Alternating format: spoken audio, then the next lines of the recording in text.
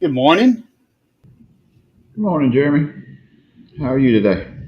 Doing all right. How are you doing? I'm good. I just got off work and this morning.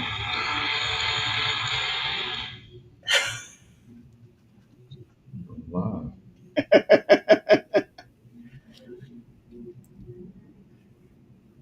Didn't realize it popped up there like that. But what deal is it? I am working on sharing this thing out. All right. So while you're doing that, today we're going to be reviewing the Survivor Series War Games 2025. Um, it was,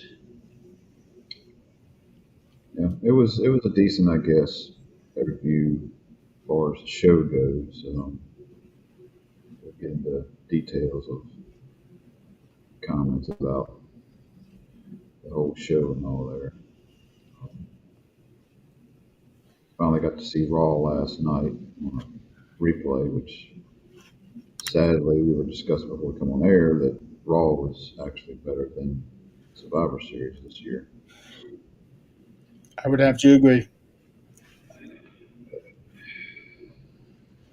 They had it built up a great deal over the past couple of weeks, before the PLE, and then the PLE coming on, just I don't know, there was a lot of hype behind it that to me did not fulfill the hype. Now I'm getting that same kind of census from a lot of folks on social media and stuff that were rating it the worst PLE of the year. I saw one post where it said Hmm. Survivor Series, uh, second to worst. I don't know what the first one would be.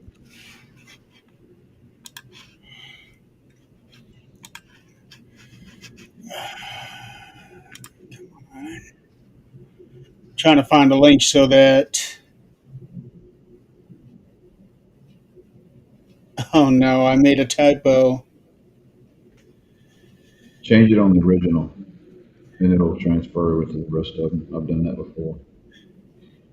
Well, the thing is, I would have to change it on all of them because we're streaming to 9 different locations. So I would have to change. Well, it should change over if you're sharing it two different groups. If you edit the first one, Well, yeah. it'll clean all the rest of them up. Let's see. So it is weather report. It is 33 degrees here in Kosciuszko, Mississippi, and the real feel is 33. What's the degree? 33. And I'm freezing my tail off. It is 21 here. You keep that up there. It, there we go.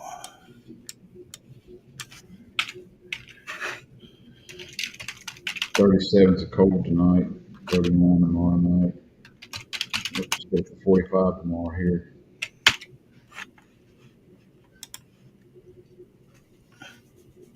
We got winter weather next. Ooh, crap. Monday's going to be 29 degrees. Oh, crap.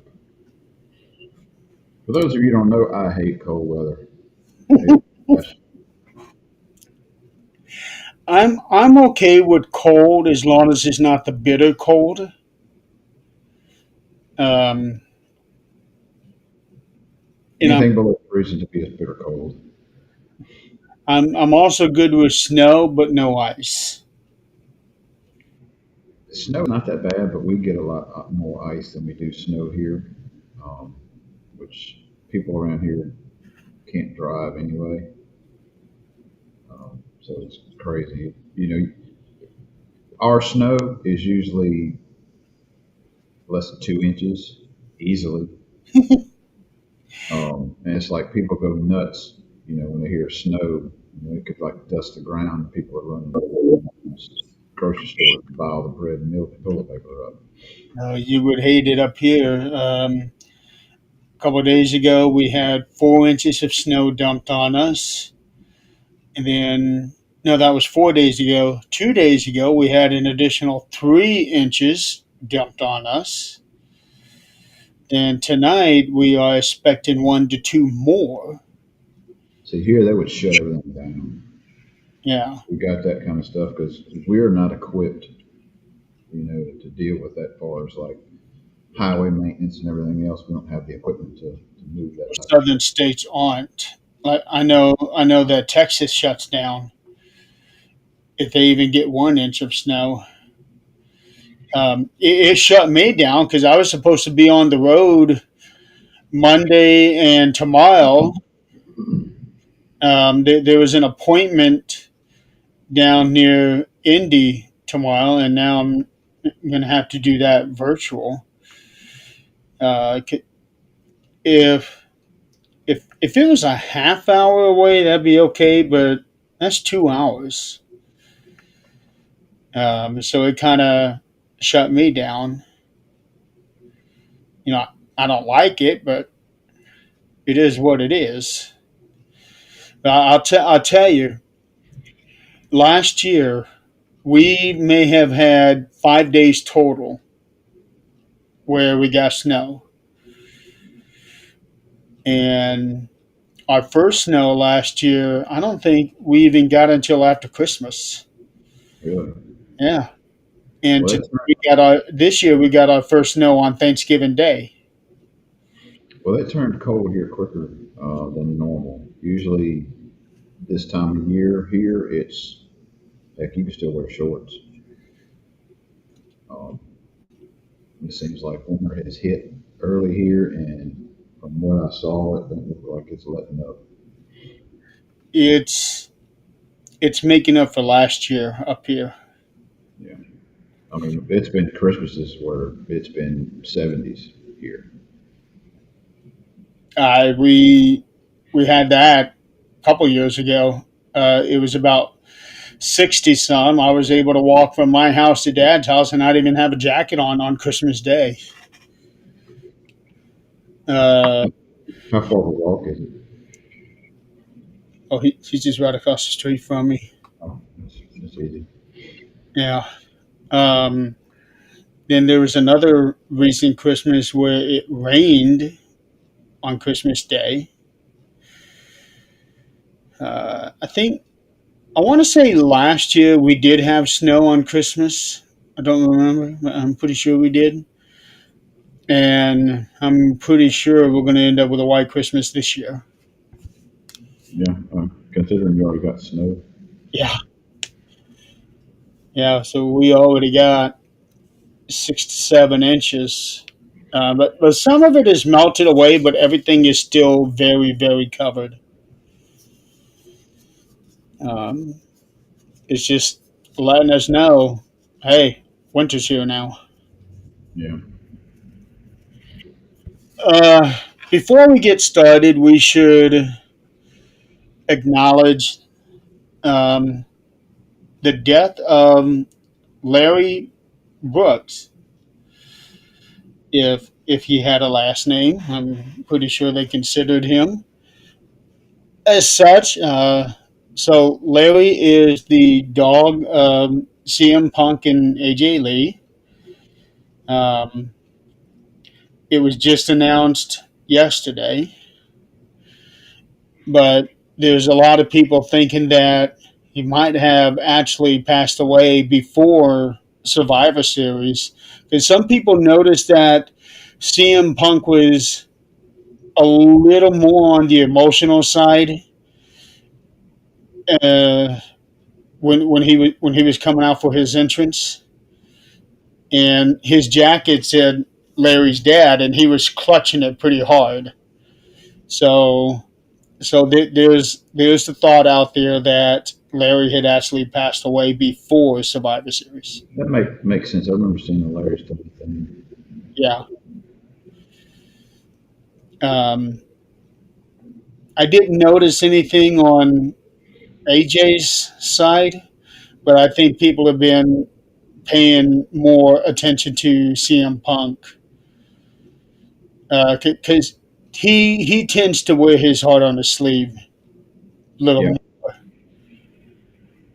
with and there's a lot of people. It's like it's just a dog. It's part of their family, especially when you raise it Oh, absolutely. for That's something like that. that's basically your child. Right. I mean, we've had countless, pets pass, and I guess our poodle was been gone for about a year now. Yeah. But yeah, Now I have never gone through the death of a pet, even though I've had three dogs. Um, but every time I've had a dog, I had to give them away because we were moving. Um, so I've never actually experienced that. I'm kind of glad I never did because I know that's heart wrenching. yeah. So okay, so Survivor Series 2025 was in San Diego, California, at Petco Park. The attendance is 46,016, which is a pretty healthy crowd. Yeah. Um, In a baseball park at that. right. So I was actually with it being a baseball park. I was kind of hoping they would do like what they did with the Rumble that one year. I think in Florida, where you see the wrestlers coming out of the dugout, but we didn't see that here. Four matches. That's all they had. Four matches. Um, I know a lot of fans are very upset about it, but the problem is at the arenas, you don't hear that disappointment. Right. So it's all online chatter. Um, and then here's another thing that I never thought about. Um, Not necessarily the 4 or 5 matches thing. So they moved to ESPN last year. The last few years, Survivor Series has been the last PLE of the year. Hmm. So there is nothing in December if you don't count NXT. And then this year, the Royal Rumble wasn't until February, so there was nothing in January. And that is not going to happen this time because, well, almost. But if that were to happen, that means people would be paying $60 for ESPN. Or no, is it 29 or 39 they're paying a month? I'm not sure if I'm not a subscriber. So So, so they'd be paying that much for ESPN if they were only getting it for WWE and have nothing for December or January. it'd be one of those things where I'd cancel a subscription until um, and start it back up once pay per view start or Yeah. PLEs. But I don't subscribe to it, so and I refuse to have another streaming service. So that's kind of another shitting on the fans, American fans at least. Yeah, their business practice has gone off the wall. I will say that. High ticket sales, or high ticket prices, not ticket sales, high ticket prices. Along with the whole ESPN thing, it's putting sour taste in a lot of people's mouth. Um, I will say this. I don't know if you've gotten to watch the Blood and Guts PLE yet, Not yet. but as far as if I had to compare the two, there's no competition. Blood and Guts just destroyed Survivor Series. The thing about AEW, I don't watch their show, but I see clips, and a lot of these clips to me are really bad. Like they say they've got the best wrestlers in the world there, but when I see bits and pieces of their matches, it's like these guys are terrible. The two Blood and Gut cage matches, which basically the same thing as War Games, same setup, everything. Those two matches were good. Now I will say this: that I've seen some singles matches that were like, these. There's a reason they're there and not in WWE Yeah, because they're just not as good. Um, and it's not just the matches, but the promos Storyline, that they do. and Uh, that's a big part of it. yeah, there was one I remember specifically that involved Tony Schiavone. It was, I want to say, is FTR,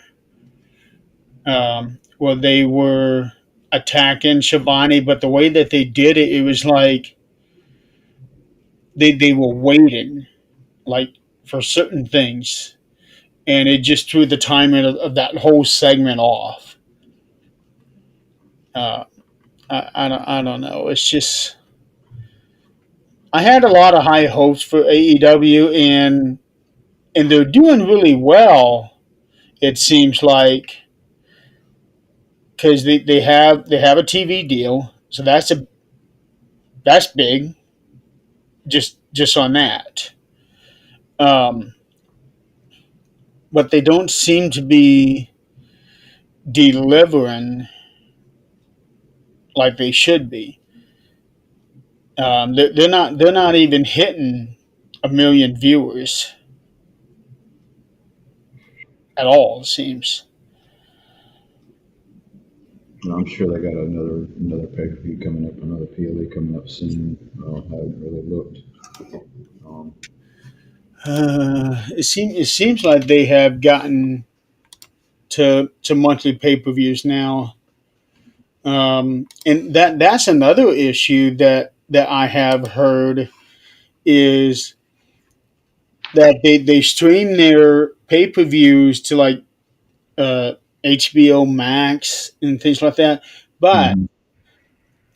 unlike ESPN, you have your subscription price to HBO Max, and then you still have to pay extra to get Right. the EW pay-per-views. Um, I I don't. watched matches on YouTube. I actually got to look them up and took me a little bit, but I finally found the videos of them, and yeah, they were really good. Okay, so AEW just had Full Gear, which was on November 22nd. Their next one is World's End, which is December 27th. And, oh, it's in Illinois, up in the Chicago area. So if I really, really wanted to, I could go. I'm sure ticket sales are a lot cheaper. That's something that Tony Khan has said. He's been especially emphasizing this ever since that Mark Shapiro interview where he said that Vince McMahon was focusing on families instead of maximizing his pricing. Now Tony Khan is emphasizing on the whole pricing for families, which Makes sense. it makes perfect sense because that ultimately would help him get the people. But that's the thing; it doesn't seem like they are getting. Well, let's see here.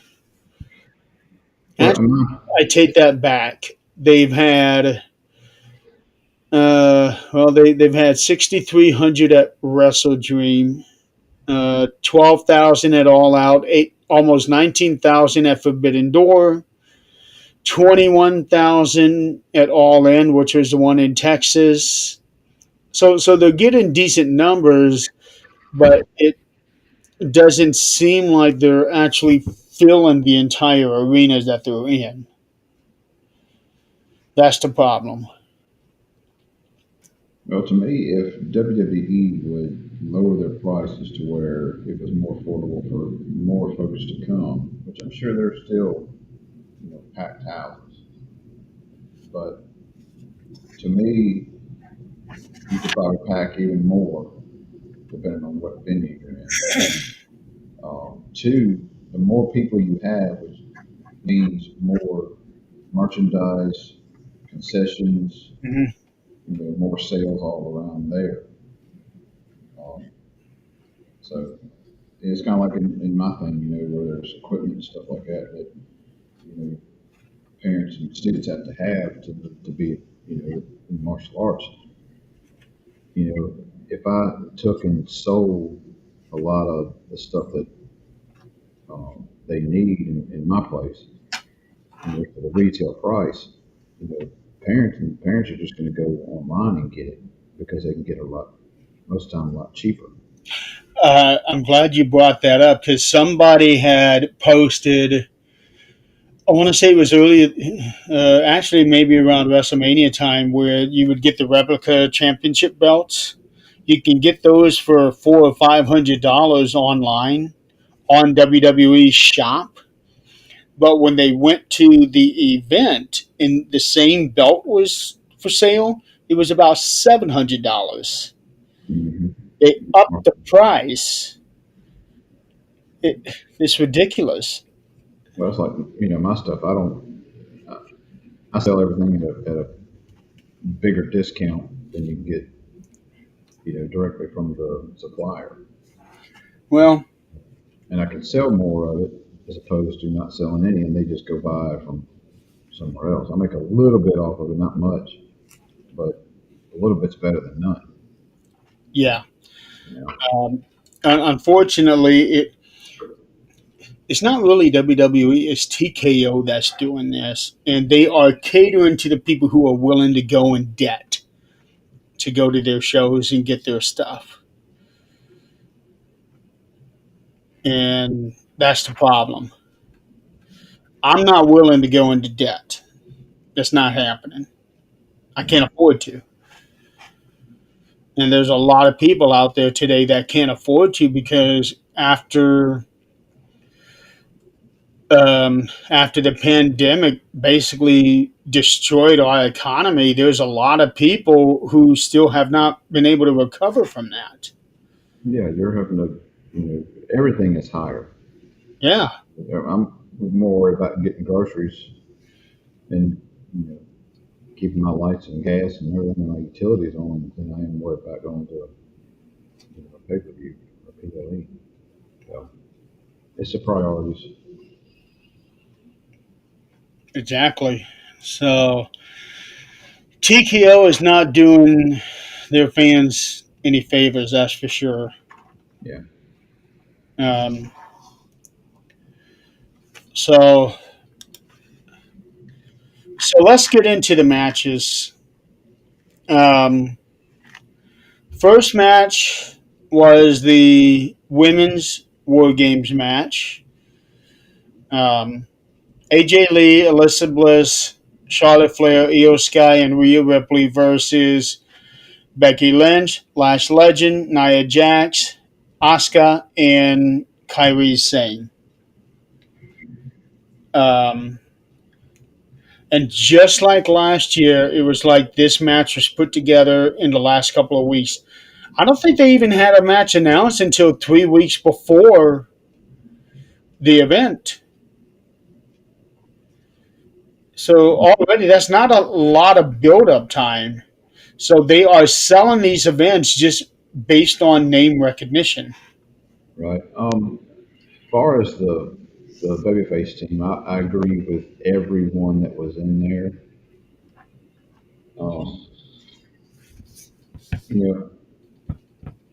Nia Jax, yeah, but I don't see where they should have picked somebody besides Lashley. I mean, she just got there. Well, I think that was kind of the point for this to be, even though she was in the Rumble this year.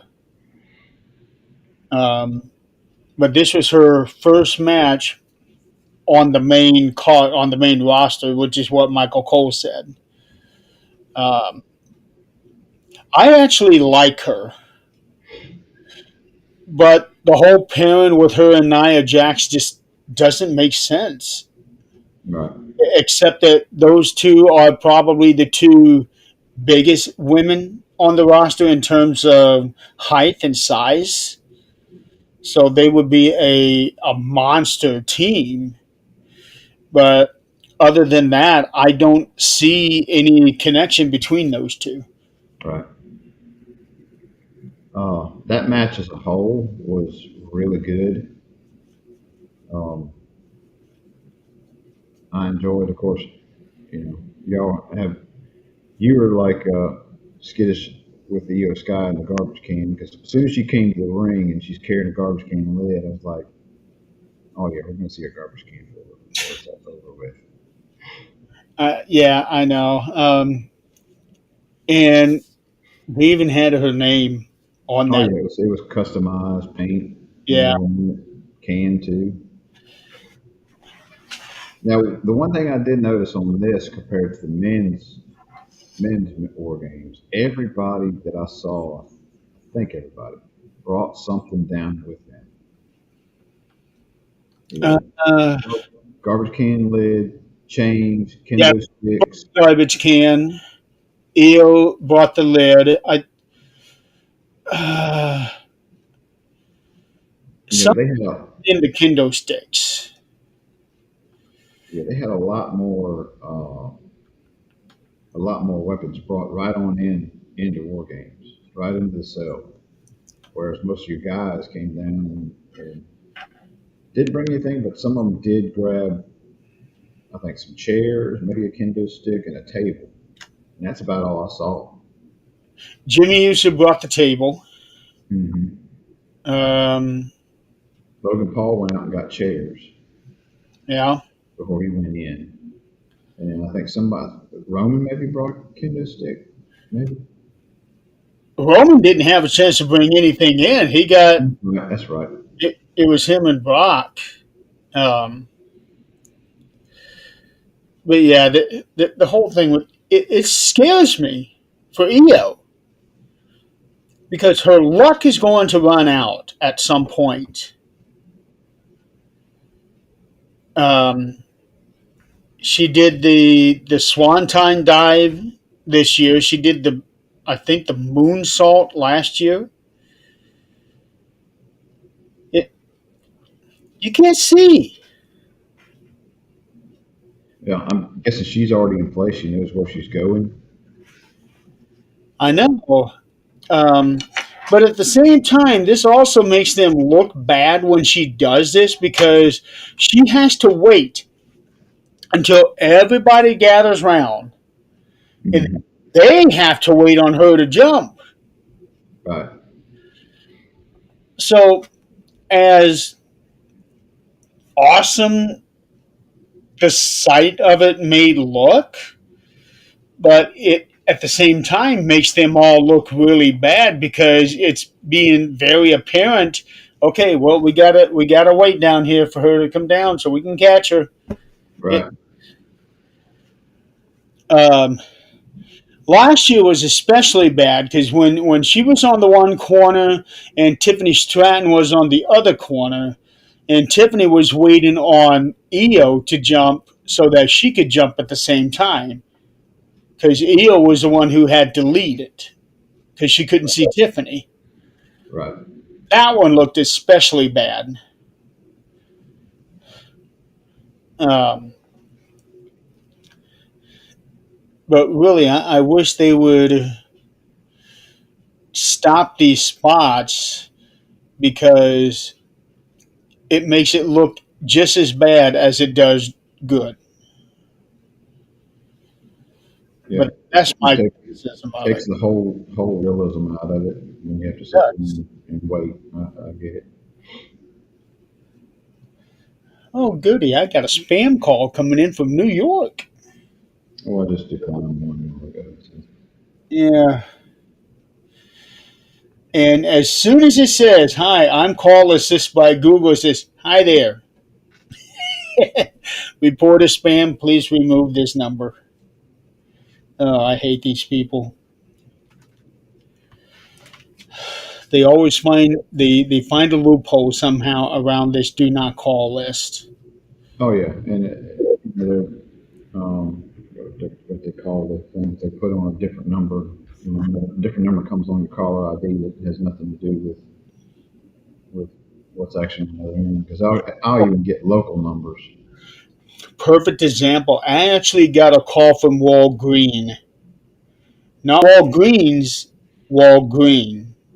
Walgreen Yeah, to make me think that I was getting a call from from the. Walgreens. Yeah, they. I, I gotta give them credit for trying. And if people aren't really paying attention, they'll answer. Uh, but it's irritating. Um, one thing that kind of got me, where fans were kind of criticizing AJ Lee, they said that she did nothing in the match. I disagree with that. I thought she did plenty, even though she was the last entrant for the face team. But people are saying she did nothing. Now she was still pretty active in there. Now That's what I thought. she's the last one in, so you don't have a whole lot of time. It's like the same thing with Lesnar and Roman at the end of that. They weren't in there very long before the match was over. Yeah, but I thought all 10 of them, even Lash, who was the very last one in, but all 10 of them, I thought were quite active. Now, what surprised me was Charlotte and Asuka started this thing off, and it was just the night before that it was those two who fought each other for the advantage match. Mm-hmm. So I was kind of surprised that it was those same two that started this whole thing off. I figured they both would have been further down the line and like maybe Alexa and let's say Kyrie Mm-hmm. started off. I thought Becky would have been the last one, the very last one to come in because she didn't want to go against AJ. Right. So when she came in, what was it, second or third Mm-hmm. for the team? I was kind of surprised by that. Yeah, I was surprised by the way the wrestlers went in order as far as like that, especially the women's. The men's, you kind of knew now. The surprise thing to me was Cody coming in early. I didn't expect him to be in there as early as he was. Yeah, Um, I I have a lot to say about that one. so Um, Rhea looked downright scary with that mask of hers. when she had that mask coming on, I saw it coming in. I'm like, and I kind of looked at it. I was like, oh, that's Terrifier. Yeah, Oh, she's got the whole Terrifier look from Art the Clown. And I read where uh, Tom Savini, one of his uh, guys, helped design that mask and all. oh, I hadn't heard.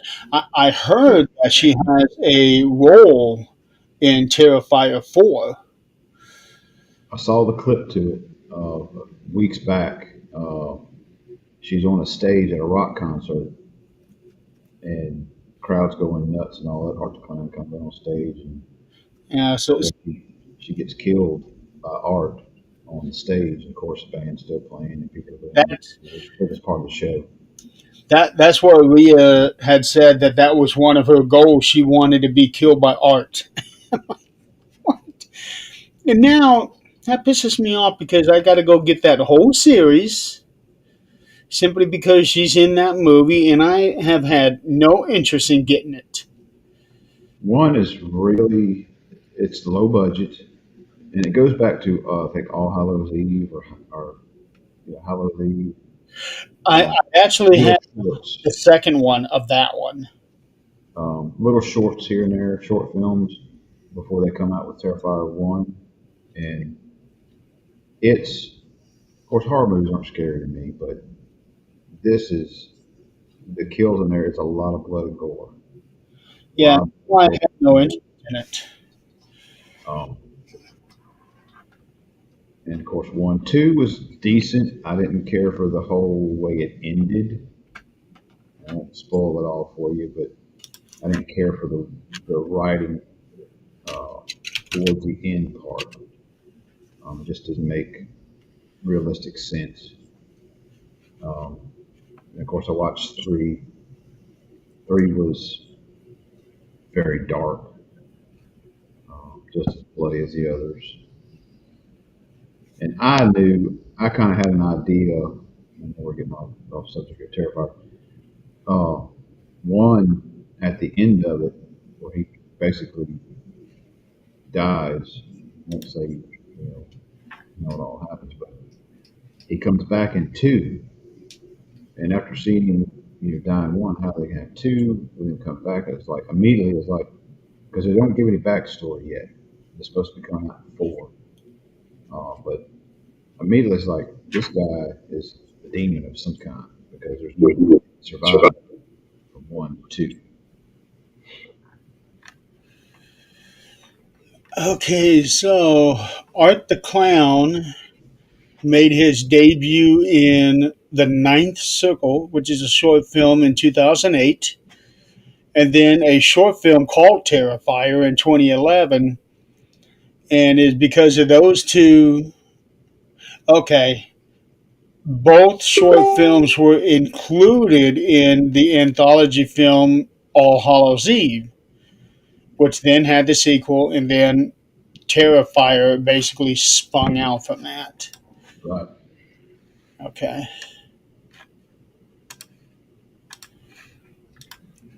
But yeah, Rhea, but the way that she's able to widen her eyes, not many people are able to do that.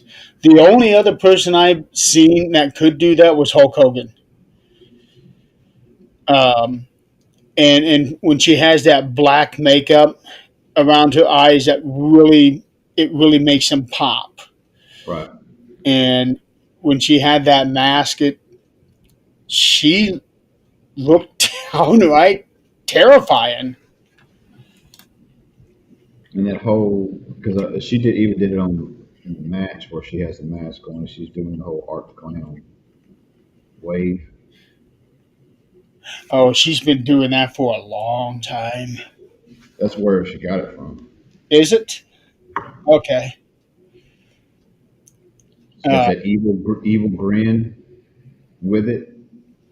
That's a direct Terrifier thing. and on Raw, when everybody came out, she was the one who got the biggest pop. Mm-hmm. She's basically the biggest women's star right now there is. Mm-hmm. And Uh, she's one of those that doesn't have to have the title to be right, relevant. right. Now, going into war games, they have been emphasizing that anybody who leaves the cage forfeits for the team. So immediately I thought Becky Lynch, Mm-hmm. that she's going to leave the cage to get away from AJ, and that was going to cost them the match. And I was thinking the same thing for Jey Uso for the men's, that, but in his case, he would get pissed off about something and leave Right. in spite. Um, Obviously, neither actually happened, though. Nikki did try to leave, but was stopped. And then AJ put her in that Widowmaker, or the Black Widow, whatever it's called. Um, and she did it flawlessly this time. Because when she Yeah, she do it at WrestlePalooza, she struggled, but when she did it this time around, it was like she never stopped doing it. right. It looked really good, and I like the way they're going with Becky playing this whole victim card over and over. Uh, Yeah. I like that, and even getting on social media, on Instagram, and all that, and you know, pumping it up a great deal. Instagram, And social media. to Adam Pierce, remember that one? Yeah, I mean that whole social media presence. We all know it's scripted and all that, but that whole social media presence coming on there and posting, stuff about the show, about your character, and stuff like that. It's just another avenue to push your character even more. And I do like that. I like the her playing the whole victim card. I like where they're going with that. Hmm. Uh, and I see down the line somewhere her and Jessica Carr is going to get into it. I just see that coming. Oh yeah, Uh, I'm ready for that one so because Becky said something. Somebody said something along the lines that the last 5 matches that Becky has lost, Jessica has been the official in it. right, So something is definitely happening there. I would say probably the first of the year. If you don't have a whole lot of time now, if you try to start building stuff up now, it's going to be. What if those two have a match at WrestleMania? They'd have to build it way up. They're going to get go ahead and get that whole storyline going more than just she's official for her matches. Some kind of big altercation has got to happen uh, at the Well, first of the year. remember the whole thing about long-term storylines is put little sprinkles here and there, and then you just keep building, slowly building, and finally everything explodes at WrestleMania. Yeah, I could see them. I mean, how many times can you have her and AJ go at it? You know, That would you have be a watchful thing, but I think the more interesting story is the one with oh, Jessica. I do too. I do too. Unless they do a tag team and have AJ teaming with Jessica against Becky and whoever. But I don't see right now who that second person would be, who Becky's partner would be. After watching Raw last night, because I was like, you know, spoiler alert, but you had Flair and Alexa Bliss versus Rhea and Io. And I'm guessing they were going to push it to the point of number one contender for the female tag titles. Well, then you got the Kabuki Warriors jumping in at the very end of it and beating everybody down, and then you got Judgment Day jumping in. Yeah, Then you had Bailey and uh, Lyra. Laura come in before Judgment Day come in. Now you got 5 tag teams. Because at first I was like, all right, well, Kabuki Warriors jumped in and interrupted the whole match, caused a disqualification. Well, now it's like, all right, now they're going to have a triple threat for the titles. Okay. Well, then you got these other 2 teams jumping in. Now I'm like, what the hell are they going to do? Because you ain't got the 4 ring posts. If you have 4, I could see 4 tags, but you got 5. So I'm We wondering how at they're going to some work all point that out. had 6 teams battling in that ladder match. Remember? Yeah, but that's where they're all in at the same time, correct? It was. Now that's the only way they could do that with 5 is to have a tornado tag. They'll have to come up with something unless they do a gauntlet. Yeah, that's what I was thinking. Maybe they'll have a tournament type thing, but Yeah. um, I don't know. They could do a tornado tag with all five in there. I Plus don't some know. ladders. Of course, that would be no DQ, so you know there's going to be ladders and tables and all that stuff coming in. It's going to be interesting. So Team Rhea, they won by Becky Lynch tapping out or not tapping out as she was waving at her teammates to come get They're her. all on the ground. Yeah. Oh, somebody pointed something out that I didn't catch. When Io came down with the trash can and they were all on the floor, Io was actually laying on top of one of the opponents. I think maybe it might have been Lash, and and technically the referee should have counted because she was on top of somebody Was for a she still cover. was she still in the? Well, I saw another botch where there was two people being pinned at the same time.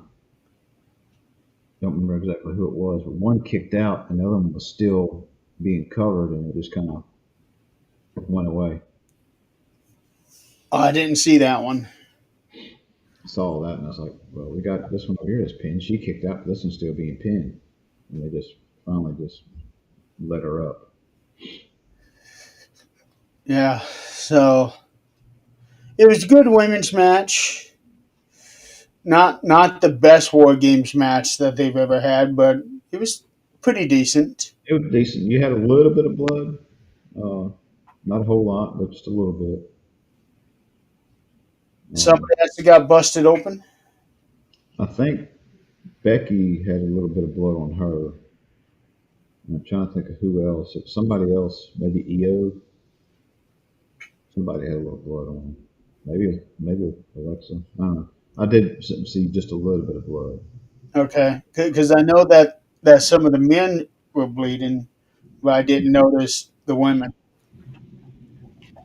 It was very minute, and it wasn't, where it was like just kept on, you know, Okay, digging at it. I so saw I saw where Io was wrapped up. Her elbow was all wrapped up on Raw, and she was coming down the ring with Rhea on Raw, coming down the ring, and you could see her sitting there, and she was purposely not tagging fans with that bad arm. She was reaching over and clapping hands as she went down. yeah, You could see her kind of doing this. It's like, oh, she's got hurt arm. Well, then they got in the ring, started talking about wanting to go to the tag titles, blah blah blah. And I was like, she's hurt. How is she going to get in there? And then of course the match went on. It's like she didn't. I didn't see her wince or anything, and not use her arm at all. It's like it was bandaged up for no reason. well, Unless it, when you get to a match like that, something's got to get banged up. yeah, unless it's a cut or something on her arm and she's got it wrapped up. But when she came to the ring, it looked very noticeable that she was in pain with that arm. But during the match, you didn't see any of that. Uh, you never know.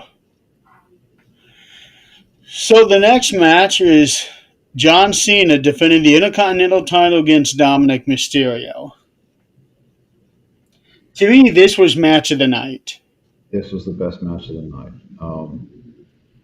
First match is supposed to be really, and it was good. Don't get me wrong, it was good. But your second match is supposed to be the kind of lackluster type. But this one, it was a good match. Um, I was pulling for Dom.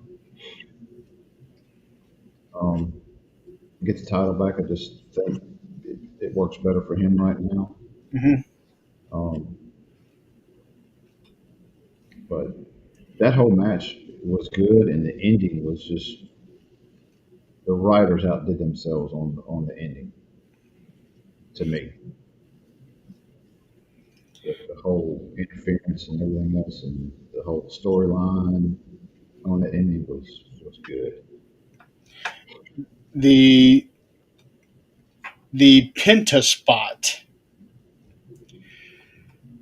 that scared a lot of people, and I'm looking at it like he didn't really land on his shoulder. If anything, I thought he hit the back of his head When a little more. when I saw it for when it happened in real time, it looked like it was a screw up. It was like, oh crap, and he landed, and just the way they played it good. I was like, oh come on, he's going to go out, you know, like this. It's going to suck.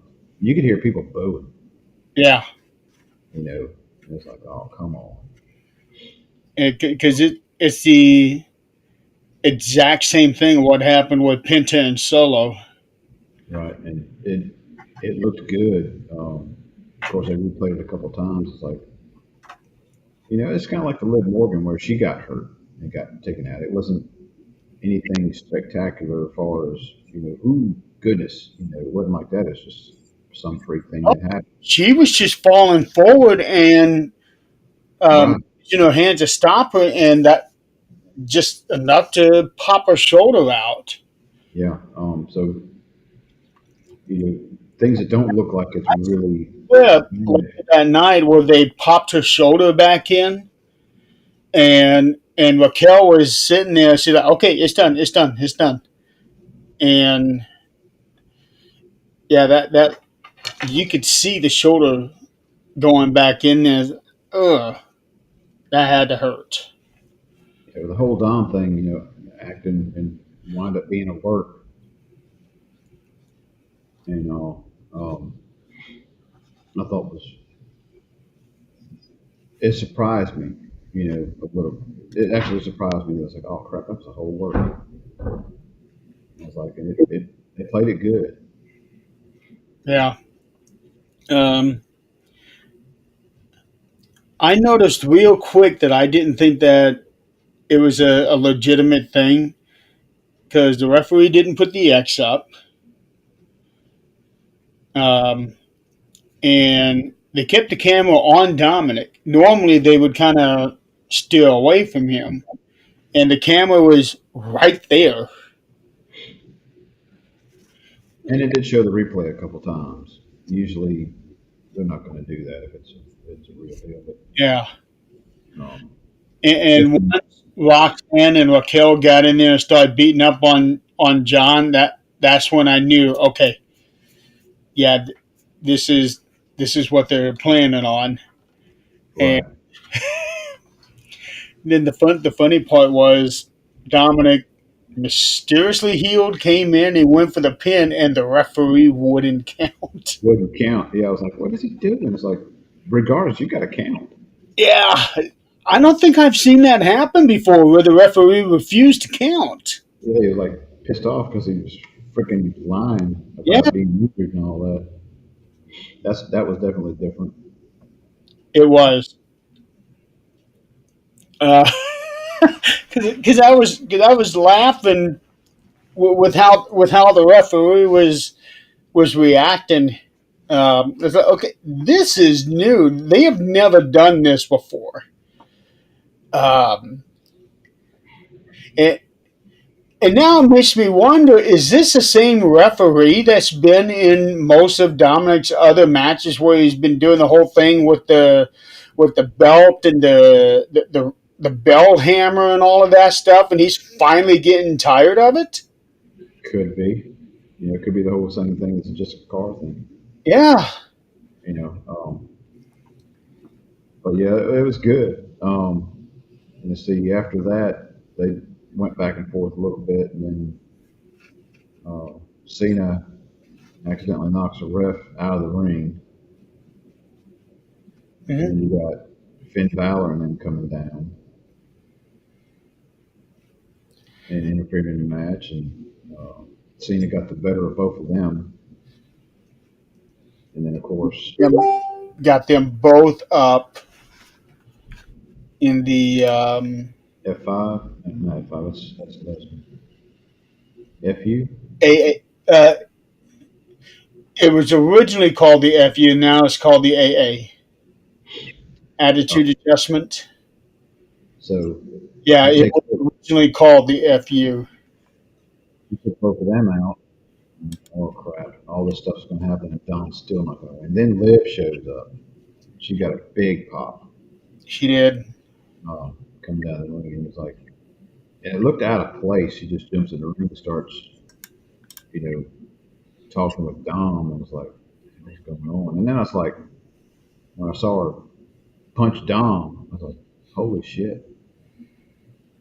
And then she's, hugging on Johnson John's arms and hugging him. And then her face changed. Face changed. And holy cow, she looked scary. Jumped down and kicks John low. And then she went and got the belt, didn't she? Yeah, she got the belt and hit John with it. Yeah, after Dominic did the 619, Yeah, that was it. yeah, she hit John with the belt. Then Dominic did his splash. And here's what Chris didn't like. The referee is knocked out. She throws him back in the ring, and all of a sudden he's wide awake. One, two, three. Yeah, he should have. The ref should have. Two things that I see they could have changed just a little bit. As soon as she hit him with the belt and take the belt and jump out, she should have went around immediately over to the ref and started getting him up. And the She ref did. could have come. It was a couple seconds because Dom was on top of Cena, and then she ran around. Okay, okay. Yeah. If she would have came out and hit him and immediately started making her way around the ring to go get the ref, Dom could have been splashing. And as soon as that was over, the ref could have slid in and acted groggy and not just like wide awake and doing the 3 count. The whole, you know, But either way, that was a really good finish. it was good. It was good ending to that whole thing. I'm And glad and now that sets it up for Saturday night's main event, which holy cow is only 10 days away. yeah, it's on 10 days Thursday. away. So now that leaves it open. Okay, will John win his last match or not? Because if he were still Intercontinental Champion, odds are he'd be losing the title on his last match. Now that he's no longer champion, all bets are off. Yeah, I don't know. Yeah, it really depends. I don't know. It's a crapshoot of what they're going to do with it. I see Gunther winning. That's what kind of the consensus with everybody is. There's Gunther been, fighting. been some reports where there's a lot of people in WWE that are not happy about Gunther. So I wonder if they're going to do a swerve and give us LA Knight against John Cena. That would be good. And then having LA win. Okay, so that would give him that because Gunther don't need that boost. No, he doesn't. Gunther's already that good. If they give LA Knight, and I think that'll give LA Knight a big thing to keep talking about him retiring Cena, beat Cena, uh, and then maybe give him a little title run down the line. Yeah. So I'm hoping for LA Knight for that match. I think Gunther and John would have a good match, but I think it would make more sense for it to be LA Knight. If John's going to lose, If he's going to lose, yeah. Um, if it's going to be Gunther, I'd rather John win that one. yeah, Um, But for Dominic, that is a huge feather in his cap. Oh yeah, that's That big. yeah, that he beat John Cena, um, and to be his three of his last four matches,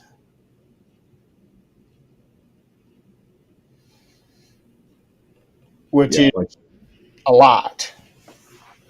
I did notice last night.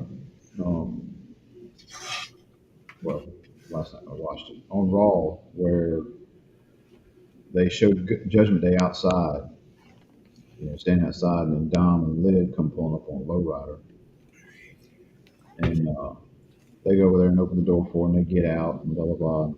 She's hugging on Finn, she's hugging on JD, Roxanne, and she just kind of waved at, or not Roxanne, yeah, Roxanne, Well, there's only Roxanne and Raquel. Raquel. She hugged on Raquel, and then she just kind of waved at Roxanne. She didn't hug. She was the only one she didn't kind of shake hands or hug with. I don't know if you watched it or not. I'm still waiting on Judgment Day to implode, and I I think now see. Liv is back. It's going to. Now I did see towards the end of the match or the end of the show where talking about Raw, end of the show where Roxanne and Raquel were in the ring and Liv was too at the Mhm. end of it. And Roxanne, they were holding the belts up, and then Roxanne tries to give it to Liv, and Liv took it, gave it back to her, and then got in the middle and raised her hand. So I don't know. It's interesting to see where this storyline goes. And that's because she wants the world title. Right.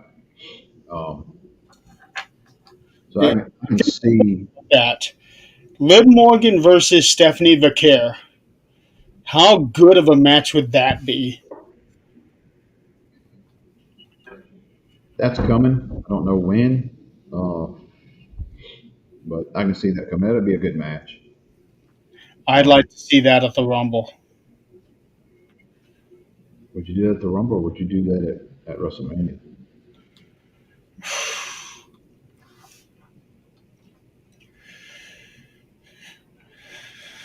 or with Rhea, Okay. or Well, would you? so all right, so let's jump on that there for a minute. Who right now do you see being the winner of the Royal Rumble?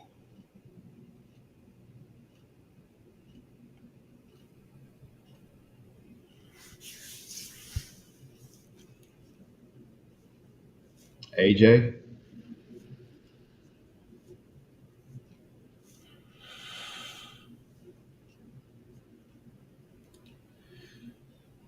Becky's got the Intercontinental, don't she? No, Becky lost that title. So Becky don't have a title right now. No, Okay, scratch AJ then. So you got uh, because Valkyria, Stephanie Vaquer and Jade Cargill are the world champions. Bianca, Bianca for Jade, or Able to return huh? if she is able to return. Remember, she had a setback on her finger. It didn't heal properly. Oh really? Yeah, so they had to re-break it and reset it. I'm not sure who.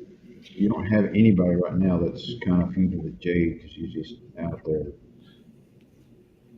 For Jade, it would probably end up being an elimination chamber match to determine her opponent. Um, I I would I guess I would have to go with Liv Morgan as the winner of the Rumble this year. And she would have to go. I think she would pick Valkyrie before she'd pick um, Yeah, Jade. I think that would be a really good match. I'm not sure who they would get right now. All bets are off on who they're going to get for Jade. Uh, I think her challenger will end up being through the elimination chamber. That's my guess. I would say probably Rhea.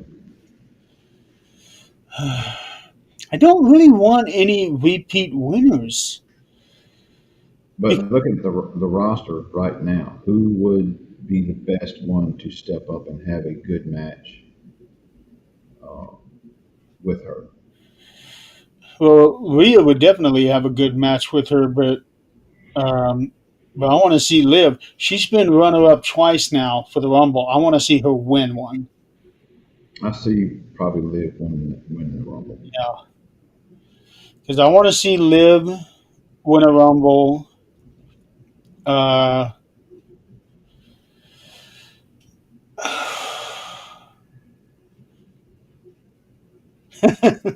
I wouldn't mind seeing Alexa winning a Rumble. That would be good. Yeah, I wouldn't mind that either. You know, I we don't, can, I don't know how well she would do with Stephanie or Jade. Um, but I would love to see her, like, let's say final six with Alexa, and then everything goes dark, and she finally turns into Sister Abigail. She goes nuts and throws everybody out. that would be good. I would love, and that's what I want to see. I want to see Alexa move away from what she's doing and join the sick. Yeah, and then the other pick is Chelsea Green.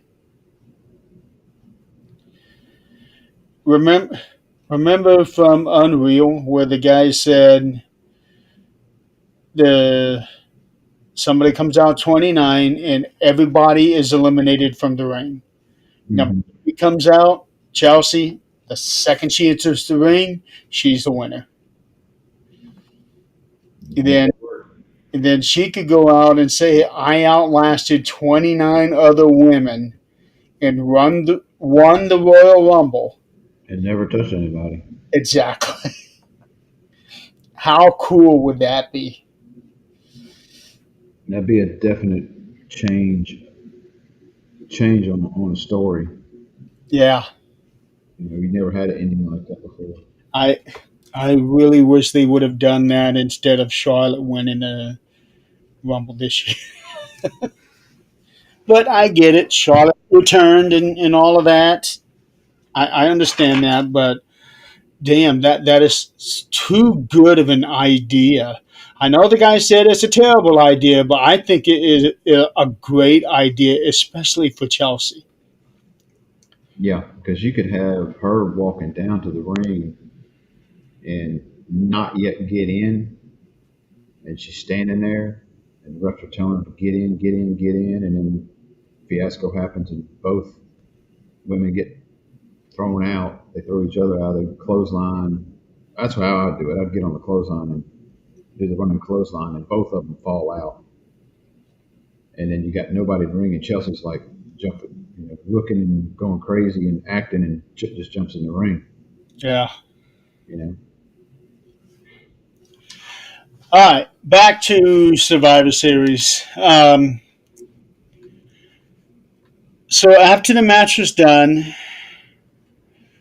John John's left in the ring, and he didn't really stay in the ring to get that standing ovation.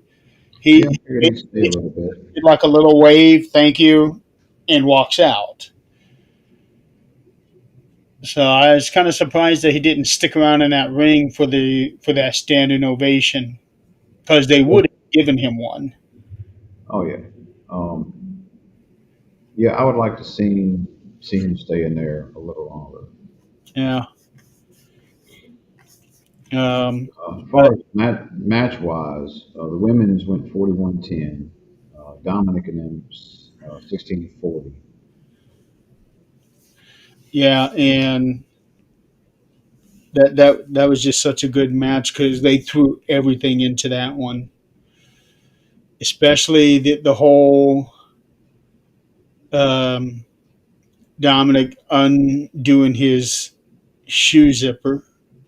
Yeah, Um, no opportunity for him to go after the ring bell because they were the ring away from. right. If they were in that next ring, then I could see maybe trying to do something like that. But there's no way he'd have been able to do that with the ring that they were in.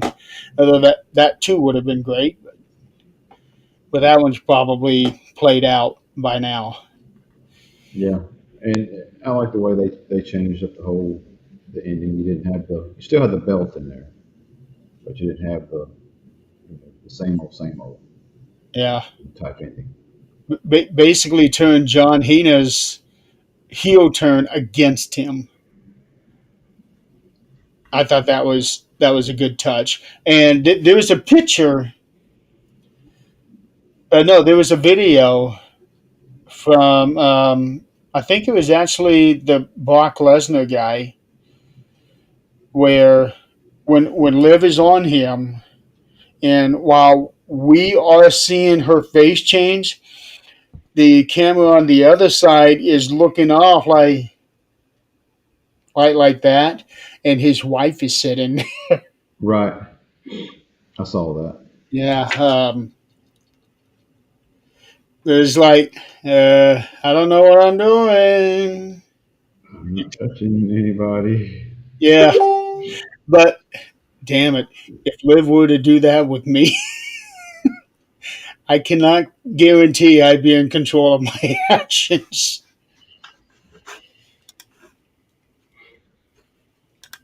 because she is wow. That's all I gotta say. She is wow. Um, Next match, Stephanie Vakir defending the world championship against Nikki Bella. I gotta say, I wasn't expecting much out of this match, especially after seeing how Nikki and Becky Lynch's match went. But this match was quite a bit better than I expected it to be. Yeah, it has some good spots in it. It was to me, it was not the worst match of the night. Um, it was, and not to say that as a general whole, the paper was decent. It wasn't like out of the park type thing, but it was decent for what it was. I'd like to see a little bit more uh, in the other three matches that were there that we hadn't seen in Dom, but they didn't live up to the hype that I was hoping for. Uh, Well, wasn't it just a couple of weeks ago that Nikki turned on Stephanie? right, so you didn't have a whole lot of time to really Yeah. build a lot to this match. I really didn't see any. I don't think there was any botches in there that I can remember. I I do remember noticing that Nikki was in hell of a good shape. Probably the best shape she had ever been in. So she's been putting in the work. Yeah, I mean they had a good match overall. There again, any of the Raw matches from would outdone that match, but all in all, it was a decent match. The one thing I didn't didn't like, I did, but it didn't just look awkward when she did the devil's kiss on the announce table. Uh-huh. Oh yeah. did it again in the ring. It's like, usually, you know, whoever she's doing it to has got their hand in front and they're sitting there, slapping. Nikki was trying to do something else with her hands behind her and doing it. When she was in the ring getting it done to her, I was like, I don't know how she's not hitting her nose, at least her nose, on the mat.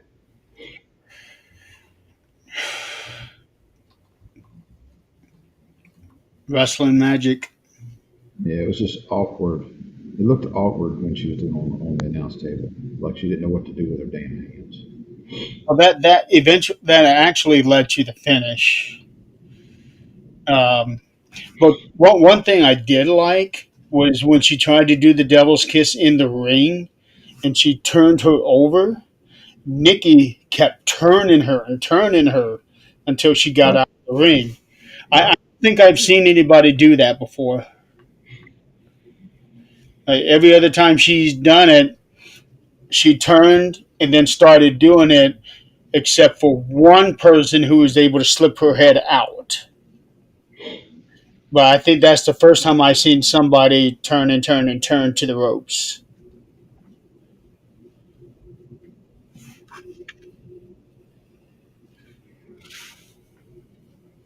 Um, then she did that corkscrew moonsault. Yeah, that Nikki was not in place for that move. You could see her kind of getting over and getting position, moving over. I was like, come on. Well, they tried to deflect from that with the camera angles. Yeah, but I mean, they that's kind of not really a botch, but it's kind of they could have done better with that by picking up slam, body slam right there in the position where she needs to be, Yeah, and then go do it. That would have covered all that stuff up. it and that's one of the bad things about wrestling today is that they're scooting all the time to get into place. We never saw that back in the 80s and 90s. Or did we just not notice it? Uh, Actually, I take that back. SummerSlam '88, when Warrior beat Honky Tonk Man for the Intercontinental title. Honky did position himself, but that's the only time I can think. But you also got to remember these are old school, so they knew what they were doing. Something has gotten lost in the training and the work in what they're doing today. It might be the the fast paced match the way it is now compared to what it was back then. Right, Because the lack of communication in the ring at any point in time can break down. Because right. Nikki might have like, what's next, and then see her getting out of the ring and going to the corner. Oh, I got to be over here. You One know, thing I did notice um, about this was Nikki would have been in place if Stephanie had gone up the front turnbuckles, but instead she circled around and got up on the back turnbuckles, and that's where Nikki had to redo herself. That's what I saw. So I think on this one, part of that blame would have to go to Stephanie because she didn't go up that first one. hmm Um, I'll have to rewatch that and make sure that that's what. Actually, let me see if maybe I might be able to. Um,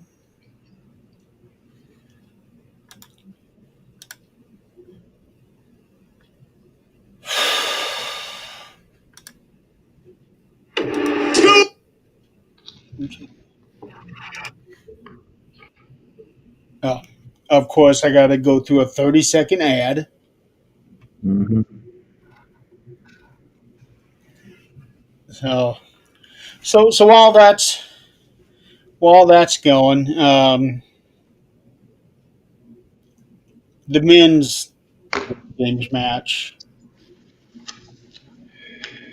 And I started doing a count during this match. I started throwing out numbers in the chat, and I was like, "What are you trying to count?" It's like, super I kicks. noticed that. How many super kicks are we going to have in there? Because you got Jay and Jimmy both in there. Um, and the match itself as a whole was, to me, it was, and I think it has to do with the ending. The way it ended, it was a decent match all the way up until the end. When you have the mystery guy person climbing the rope or climbing the cage, jumping in and doing Seth's moves at the end of it, and then getting out.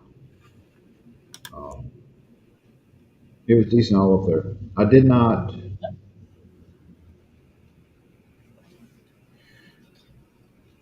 Waving You us good? up in the comment. Oh, um, I Lesnar and Roman coming in. You knew that that was going to wind up having them two hitting each other. Um, I like the way he met outside the ring, and they started their little fight outside the ring, and eventually met Hmm. again.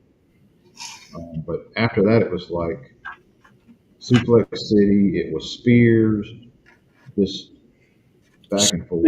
Punch. Yeah, they just like this But is all. the thing that I noticed about Brock and Roman, when they met, the fans were excited to see them. Would I be correct on that? That is correct. In the past, the fans were sick of seeing them wrestle each other. 3 WrestleMania main events, plus SummerSlam and where all else they they fought. The fans were sick of seeing them, but on that night they exploded. Well, that's because all the hype built up from the previous week, leading up to War Games. Seeing them, clash right before the match, um, and it was good. I like the who all they picked for the teams was good. Um, Did you hear who was originally supposed to be on these teams? Rollins was supposed to be in there in place of Logan Paul, but of course he's going to get injured and he's out. Austin Theory was supposed to be on that team as well. Really, Um, I think originally it was supposed to be Rollins, Braun, Bronson, Theory, and Drew McIntyre.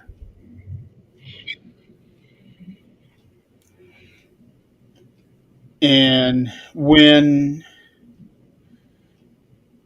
Jacob Fatu was also supposed to be on the face side,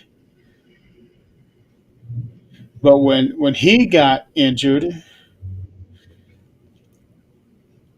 that completely changed everything. Because no, not Drew. Cody and Drew were supposed to have a singles match at Survivor Series. So it would have been Rollins, Braun, Bronson, Theory, and Lesnar. But when Jacob got injured, well, he wasn't injured. He had to do his dental work. hmm Uh, so somehow that did something to WrestlePalooza. So they moved Cody and Drew. No, shit. What was that report? They moved Cody and Drew up. Maybe Saturday Night's main event. That might be what I'm thinking of.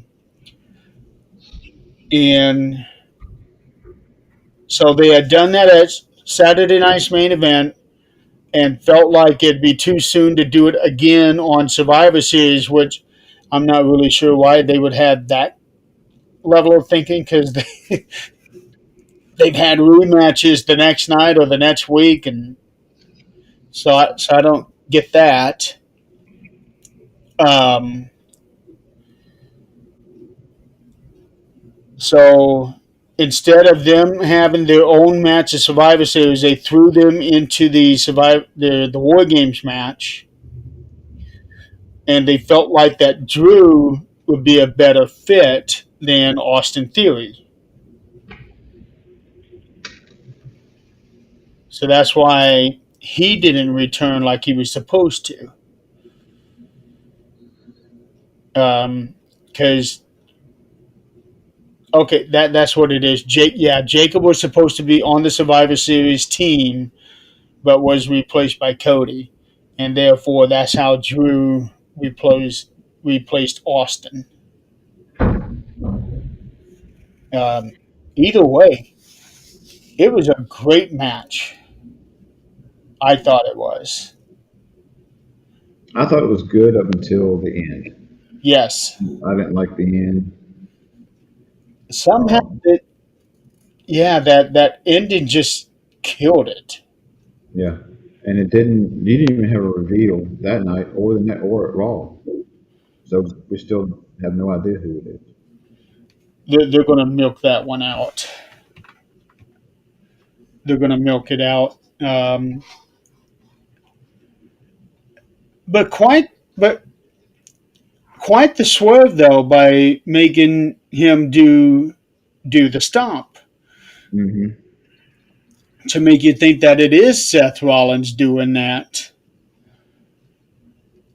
Um, but we know that there's no way that after having major shoulder surgery, he'd have been able to climb up that cage twice. Right. No, that wasn't said. Yeah. Um, my first thought was when this guy came in was that it was going to be Chris Jericho. That was my first thought. Because Is what his contract up? huh? Is his contract up? I want to say that it is, but I'm not 100% sure. He hasn't been there since April. He's been doing his concert, then he did his cruise, but he's been rather critical of AEW lately and has been associating with the WWE wrestlers. Um, and it's also been reported that he has been offered a contract by WWE, but it hasn't been said if he's signed or anything. And now I wonder if they're trying to pull that with hopefully getting him signed and just having somebody stand in, for him right now until they can figure out, all right, if we can get him to be claim he was the one that did it, even though he's not. Yeah, I don't know. And maybe that's why they didn't do the review yet. Because they got like, this is our first choice, Jericho's our first choice. If we can't get him signed, then we'll have to go with this guy over here. Yeah, but that was my first. That was my first thought that this was Chris Jericho, and I was expecting him to pull off the mask, but this guy never did and left. Right. Um, a lot of people are saying that it's Austin Theory.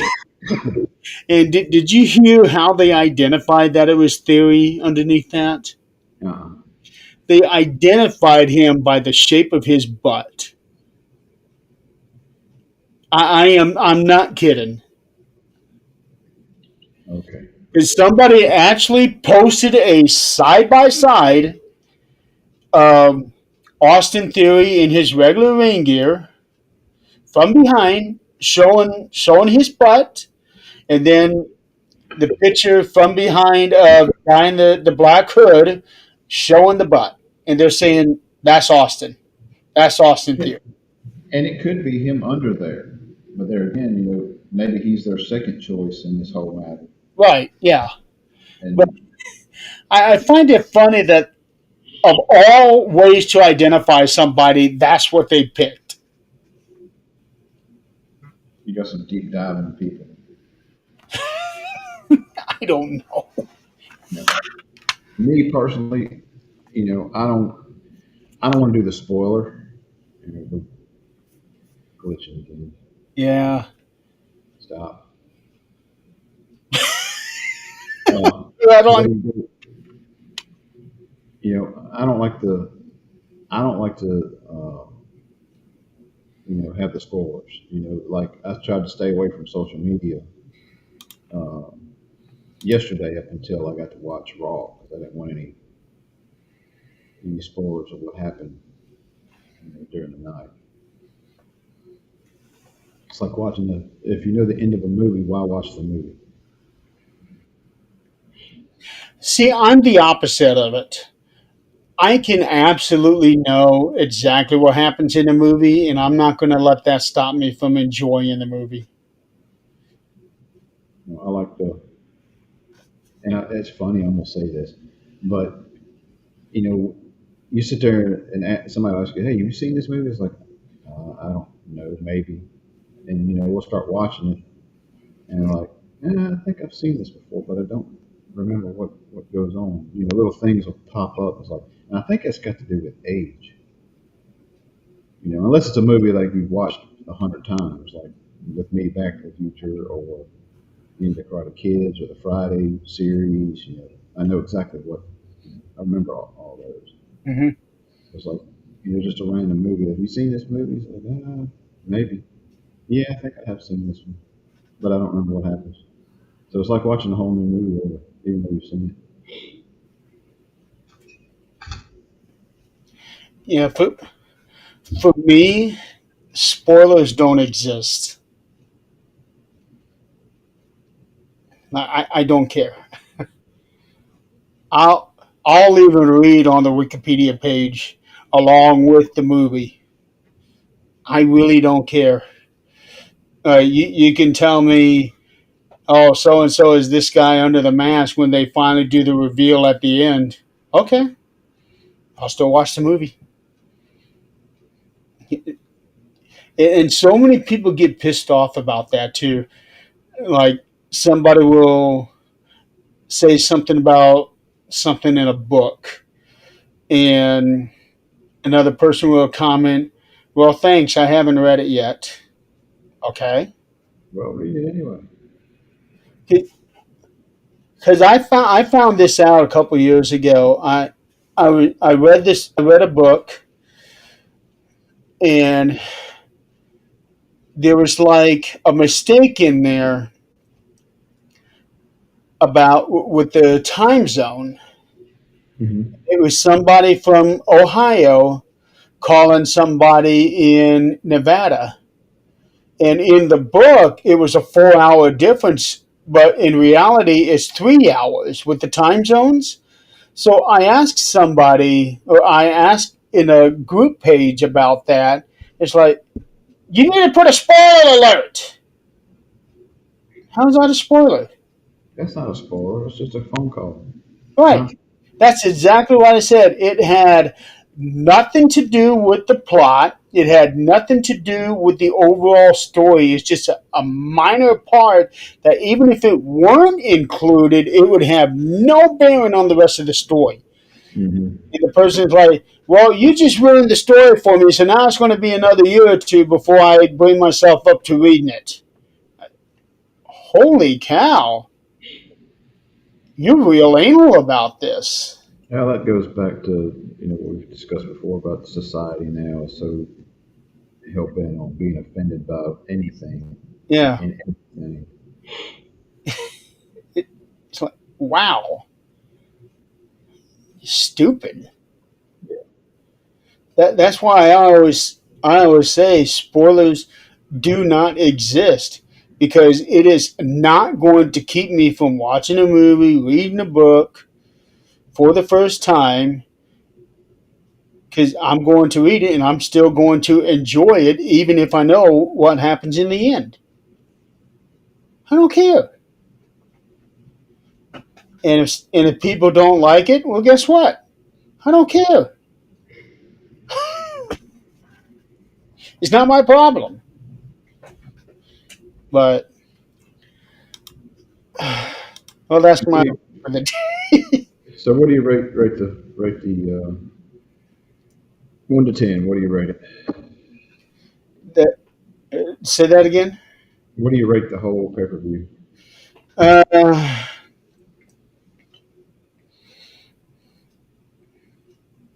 if I were to give it a grade, I give it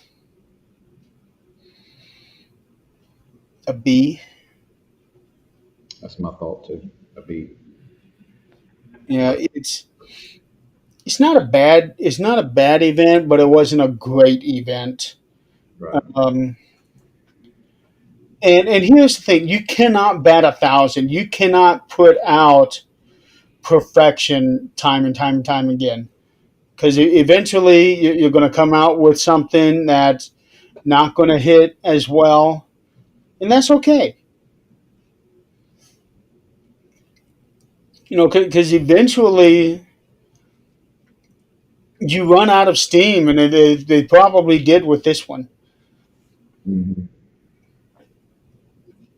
Um, I guess the next thing coming up is Saturday night's main event, which is on the 13th. Is that right? the 13th, yes. I will be. So this Is that on Peacock? uh, is on Peacock, and for international fans, it's on YouTube. Um, I am tied this- up on the 13th, and I work the 14th, so I'll probably watch Saturday night's main event on the 14th. okay. That Sunday. Saturday is NXT Deadline. Um, so I'm looking forward to that one. Now, another thing that's hurting these PLEs is how few matches they're putting on and how many advertisements they're putting out. Oh yeah. I can recall a time where they would be getting into their fifth match after an hour. Oh yeah. Back in the 80s, I mean, it wasn't uncommon to have 12 matches in the card. Right. And we loved it Yeah. because Now we it's so many people. yeah, so much. You get to see a lot more wrestlers. Now the matches aren't as long, but now it's like advertisements forever. I know.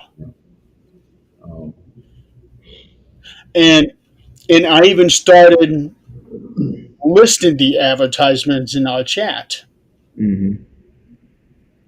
So they did the 4 minute ad, which was not supposed to have anything to do with wrestling, but every other ad was wrestling.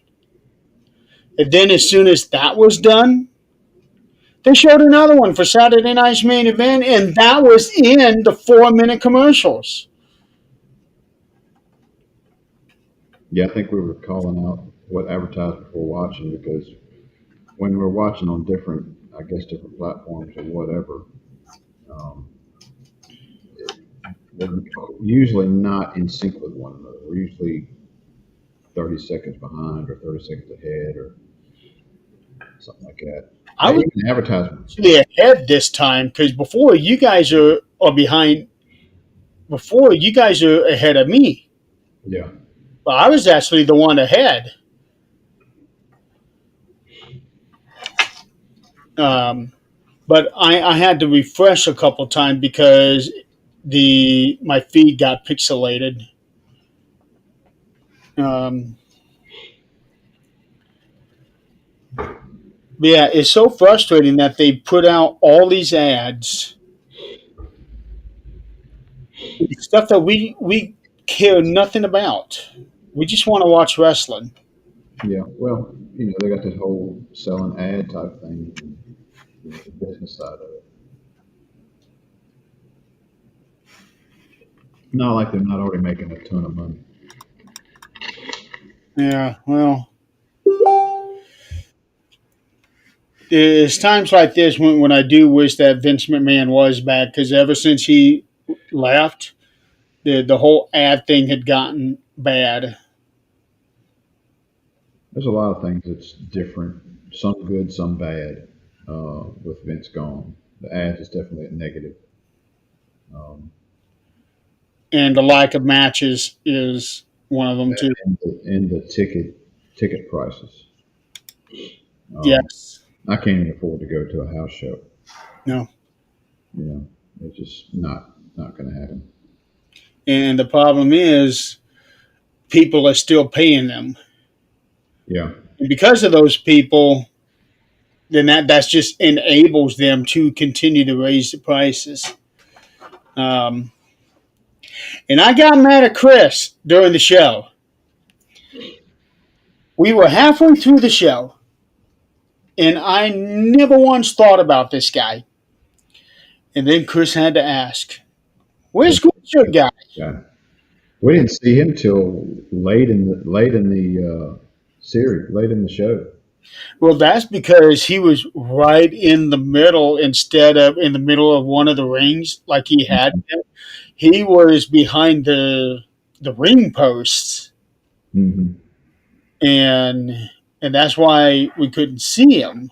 And that's another thing. If I'm paying that kind of money, I'd want to be in the center area like he is, not on this side of this ring or this side of this ring, because you're at a disadvantage of watching the stuff right in front of you. You're having to look over this way, look over this way. Um, Gosh, darn! If you're behind announcers, you're behind the announce tables. And you got matches going on in the ring way over. It's like that's oh, that's the disadvantage of the side by side rings like that. you know. Remember when they were doing World War III in WCW, Hmm. and the way that they had the three rings? I would not have wanted to be there unless you were sitting behind the center ring and you had this ring right here, this ring right here, that you had Yeah, perfect right there. Anywhere else would have been bad. Um, but yeah, I noticed green shirt guy there, and then the bearded guy, and then that woman that you pointed out at WrestleMania with the bright yellow hair. yeah. Um, yeah, and I don't know. It's because of these people. They more or less enable WWE to keep their prices up so high where you have to have millions of dollars. There's no doubt that Green Shirt Smiley makes millions a year. He has to be able to afford all these prices. Yeah. I want to go back a little bit. We didn't kind of skip my mind on the women's War Games match. I want to bring up Charlotte Flair's gear. Uh, Oh yeah, she came out and it was paying, I guess, respect to a little fan. I think it's a girl. yeah. It's a girl who has a brain tumor, and I think they didn't say it on air, but from what I've read, I think it's inoperable. Right. I saw some backstage photos and stuff of her meeting with the family and the little girl and all that. But I thought that was really cool. And she stopped and talked to her on the way down to the ring for a couple minutes or a couple seconds. But I started noticing when Flair got in there, it's like, all right, well, and her gear was white and very uh, colorful as far Mhm. as like the print and all that. And I started noticing a little trend that she wasn't the only one that kind of had that same Yeah, scheme. I Well, remember, they said that the girl designed it. yeah. Some of the other women wrestlers had some of that, not completely like Flair did, but you could see some hint of the coloration in some of their gear. Someone, maybe Chris, said that Io Sky was wearing Hulk Hogan colors. I didn't really see that. I seen the Yeah. colors, but I didn't see it as that kind of a scheme.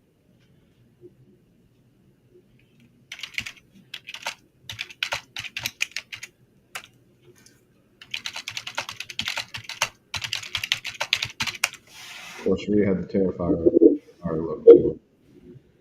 Um, even Nia Jax come out there, and of course, made a comment about that, but Nia Jax coming in all this big white outfit. That was actually a color scheme that the Pa- Padres wore. Okay. Somebody pointed that out. Let's see.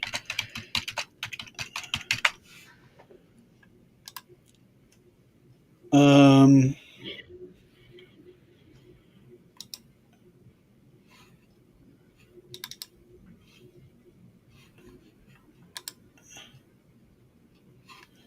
okay, let me.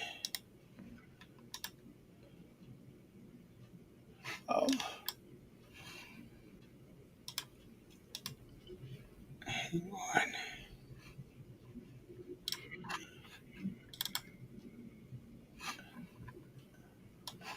okay, that's better.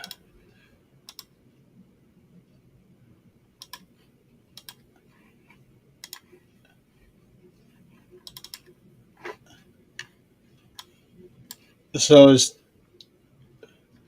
this part right here? Mm-hmm. So she was kind of going with that kind of color scheme. Yeah,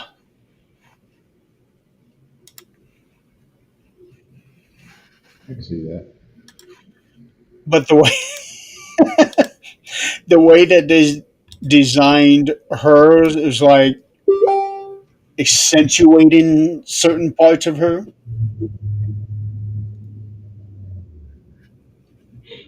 Um, but and I know a lot of people they talk about this. They really shouldn't be because Naya is a big girl. But this outfit, you could tell she's lost a lot of weight. Mm-hmm. Um, but yet they still want to fat shame her. I don't get it. But that's Now how, you think back in the '80s, '90s, you had Earthquake and Typhoon, Big Boss Man, One Man Gang. I know. You know, But at that time, people weren't talking about, oh, this person is fat right. like they do now. Um, I think in general it's probably different from men's wrestling to female wrestlers. And you've got this idea that all the women wrestlers have got to be good looking, thin, athletic, uh, as opposed to like Dewdrop and Naya. yeah, You didn't see anybody fat shaming Yokozuna yeah. But or, well, okay, or so Andre. so do Piper Niven. She does great things despite her size. Mm-hmm. Naya, she uses it to her advantage. Mm-hmm. Um, and lots of them do. But there are very few bigger people who move in a way they never should be able to. Look how fast Earthquake was. Mm-hmm. He could do a drop kick for as big as he was. Yokozuna, um, Big Van Vader, Bam Bam Bigelow doing moonsaults off the top rope. Well, you look at Ivor. Another great example. You know, he should not be able to move like he does, Right. with being as big as he is. Um, I'm sure things like that is going to take a bigger toll on his career than it would be somebody like Shawn Michaels Right. because of the weight on his knees and everything else. Yeah. So, Well, he's had neck surgery. oh, speaking of neck surgery, there was a kind of a nasty spill or that was weird. What? A screen popped up on my computer and then it went away. Huh. Like it was open the window. But Braun Breaker took a nasty bump on the back of his neck He did. during that match. It was like, and he gave a hell of a damn promo last night at the end of Raw. It was on fire. It was good. I think that promo was what broke him out. Yeah, it was good. I mean, he had that whole persona of really being pissed off. Um, it was good to see that part of him coming out because people had talked about he couldn't give a good promo. Well, he did last night. Hmm. Well, you could tell throughout the past couple of years that he's getting right up there, but he's just not able to break out. Right. I would say Monday night he broke out of it just from that one promo. Which those in this whole thing where they got a match, him and Punk's got a match in January, apparently for the title. So are they going to wind up giving it to him already? For him, I don't know. I don't know if I'd want to do that It on a really depends on. TV show. It depends on what they do with. It depends on what they do with Cody. I see a Jay turning heel. I see Cody turning heel this next year. Jay to me is like right on the verge of it. He really is. Uh, Um, I I think there's a few more months before it actually. I get all the chatter about Jay, how he's just not good in the ring as a singles wrestler. I get that. A lot of people saying that all he is an entrance. I can see that. One person on YouTube said that Jay was great and then he regressed. And that would probably be the best way to say it because he's been a tag team wrestler for so long. And then when he started doing singles wrestlers while Jimmy was out, he did really good. Mm-hmm. And then something changed. Something changed, and it's like his matches haven't been that great, which would explain why he's not the world champion anymore. And I get that. And it's probably frustrating to him too. Mm-hmm. Really frustrating. So yeah, something does need to change for him, and I don't know if he needs to go back to a tag team with Jimmy. 'Cause when those two are together, it's like fire. Uh, I'd like to see them two get back together as a tag team and drop the tag titles. No matter that would. but I would like to see Jimmy get a singles run, like a real singles run, because he seems to have become the forgotten. Uso. Well, not just Uso, but member of the whole family. Yeah. So I would like to see him get his shot. I'm ready for Wyatt Sick to stop this popping up every so often and actually get some storyline in there with Solo's group. It's time. It's time to go ahead and start that feud up. They've been hitting at it for quite a while. Yeah. And for a long time, it seemed like it was going to be those two teams in the War Games. Yeah, that's what I thought. Um, but is Mhm. they saved the War Games for the main event, and neither one of those two factions are main eventers. Um, unless unless they decide to do a PLE that is nothing but War Games. That won't happen for another year. You don't think that would do well? I don't think it happened for another year Um, unless you rebrand it, call it something else. well, I would prefer they do War Games on another one and bring back the Survivor Series matches. I agree. I And agree on that totally. I love the old Survivor Series. right. And not just do one or two matches for the whole thing. Do the whole pay per view. Yeah, like what they did in the beginning. 4 or 5 of those because those matches would last long. Yeah, and people don't understand or know what we're talking about. In those where you had this team against this team, whenever somebody got pinned, they were out. The match wasn't over. You kept going until everybody was eliminated. Right.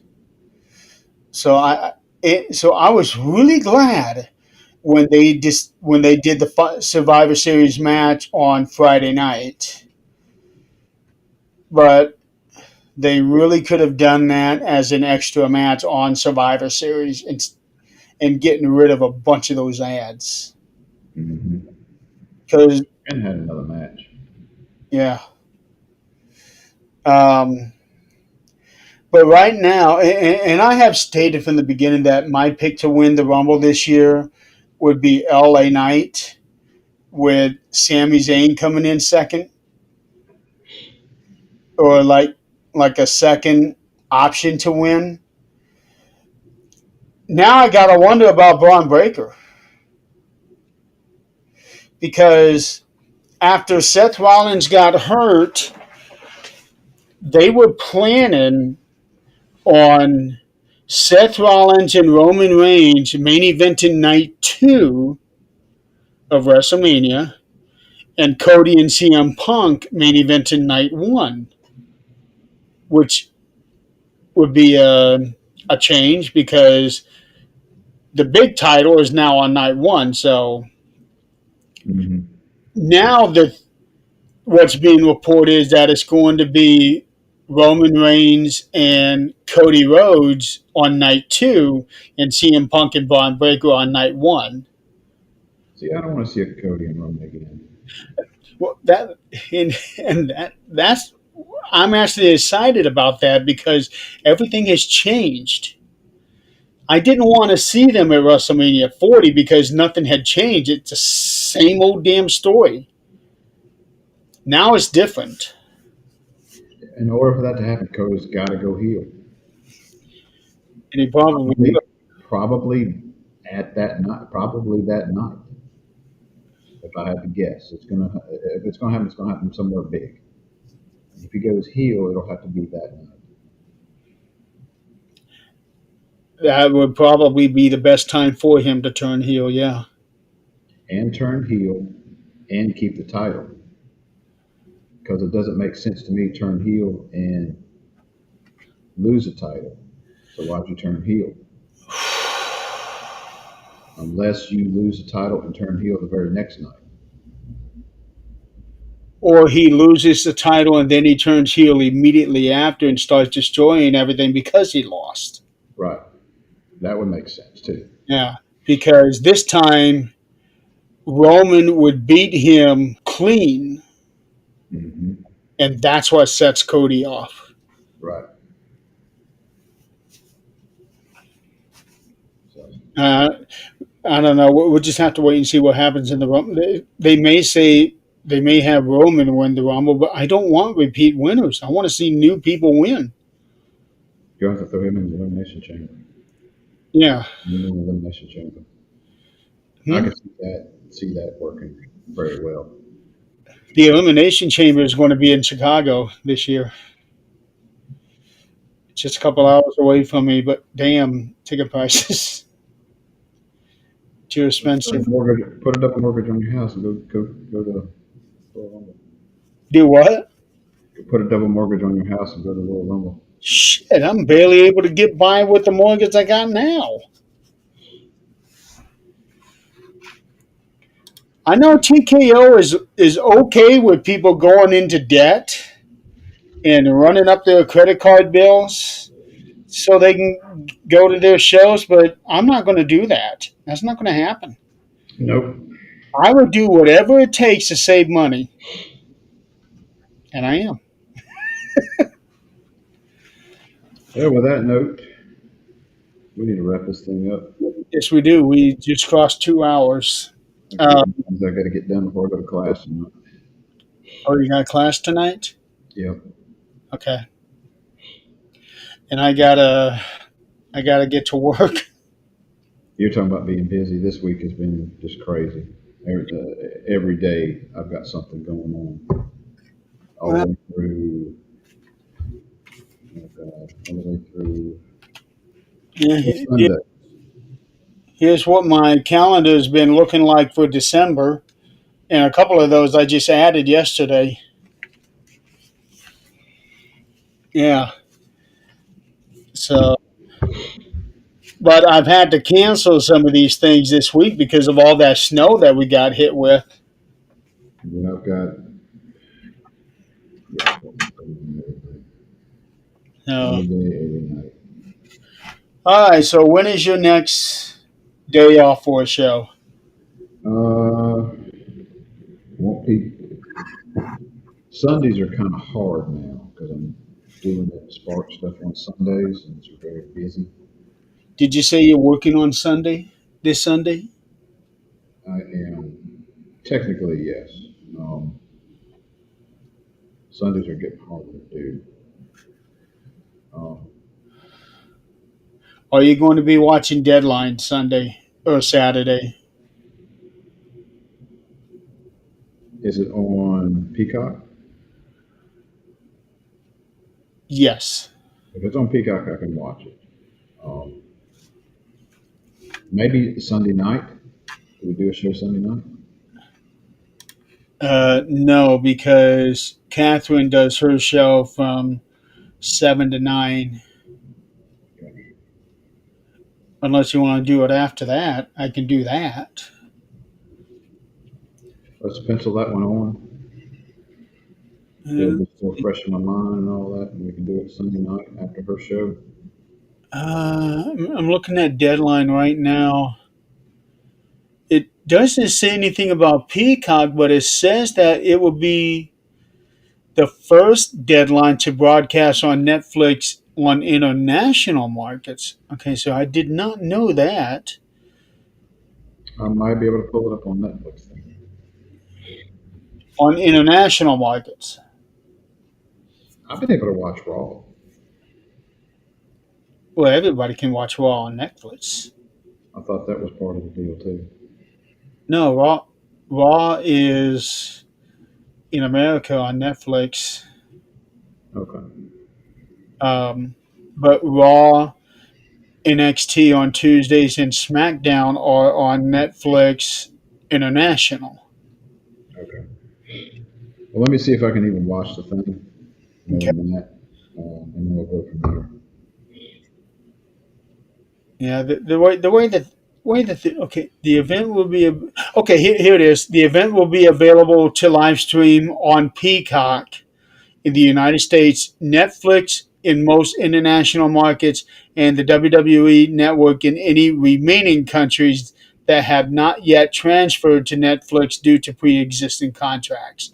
So yes, it will be on Peacock here in the States. Okay. Uh, I should be able to watch it Saturday. I got a busy day Saturday.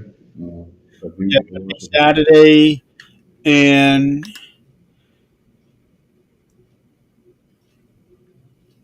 it'll start at 6 o'clock Central. Okay.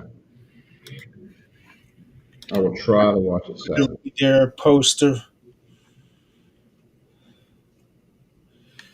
But I'm excited for this one because they got those Survivor Challenge match. I really like those matches. And then you have Ethan Page versus Mr. Iguana. I really like Mr. Iguana. Tatum Paxley versus Izzy Dane. Ricky Saints defending the NXT Championship against Obafemi. And then the men's Iron Challenge is Javon Evans, Joe Hendry, Miles Bourne, Dion Lennox, and Leon Slater from TNA. And then the Women's Survivor Challenge is Sol Ruka, Lola Vice, Kaylani Jordan, uh, Jordan Grace, and Kendall Gray. So I will expect Javon Evans and Sol Ruka to win those two matches.